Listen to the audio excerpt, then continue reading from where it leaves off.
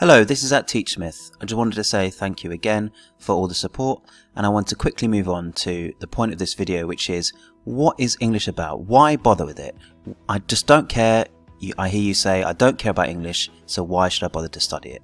So my top tip, getting better at English will lead to more and better opportunities. I promise you that the better you are at English as a subject, you will have more opportunities and better opportunities.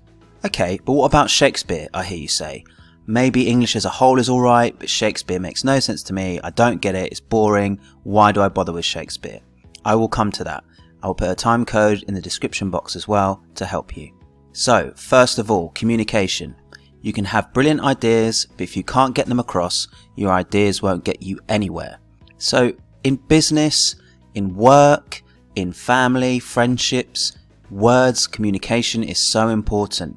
And it doesn't matter how something sounds in your head. If you can't get that idea across to someone else, then they won't listen, or they won't understand, or they won't believe you, or they won't be persuaded by you.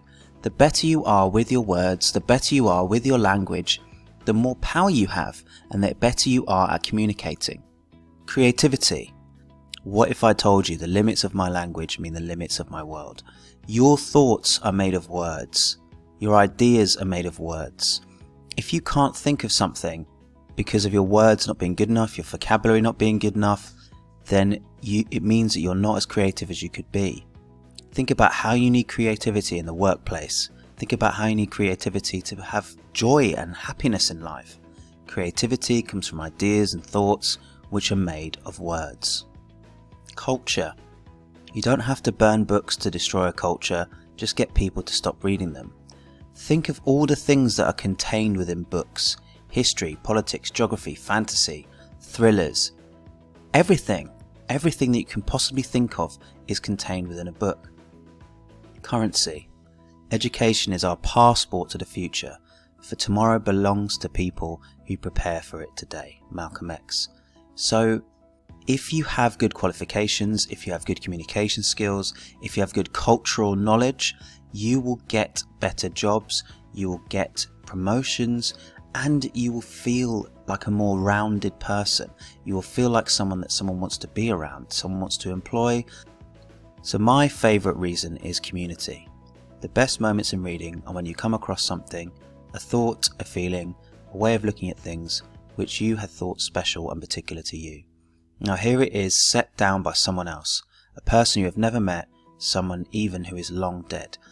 That's from the History Boys. And what that means is that you form a connection. You form a connection with people around you, you form a connection as a society, and you form a connection with people in the past. You might have been struggling with an idea, a thought, a feeling, love, hate, relationships, your existence in the universe, a reason for being, why we're here.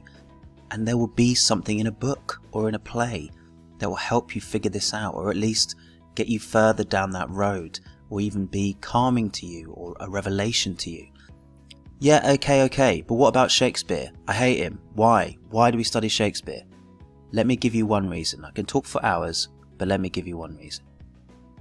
So Macbeth, my favourite Shakespeare play, and this is one of my favourite quotations. Macbeth has just killed the king, an awful, awful, terrible crime, regicide. Will all great Neptune's ocean wash this blood clean from my hand? No, this my hand would rather the multitudinous seas incarnadine, making the green one red. When Macbeth looks at the blood of the king on his hands, he doesn't just see blood, he sees his own sin and his own guilt. And that sin and that guilt makes him feel awful. It overwhelms him. When he sees that blood, he sees that when he puts it into the waters to try and purify himself, to try and clean that blood off, it will never happen. Instead of his blood being cleaned, or the blood of the king being cleaned from his hands, instead the oceans will turn red. So Macbeth is overcome with guilt, and Shakespeare's image, I think, is incredibly powerful. So I hope that was at least a little bit convincing. If it was, fantastic, or if it wasn't, I apologise. I try my best, I've got to do what an English teacher's got to do. So either way, please check out some of my other videos, either my how-tos or my revision raps. I know my revision raps are kind of cheesy. It may just help make revision more bearable, or it might help you remember some quotations. Thank you very much for watching. Please like and subscribe if you enjoyed the content.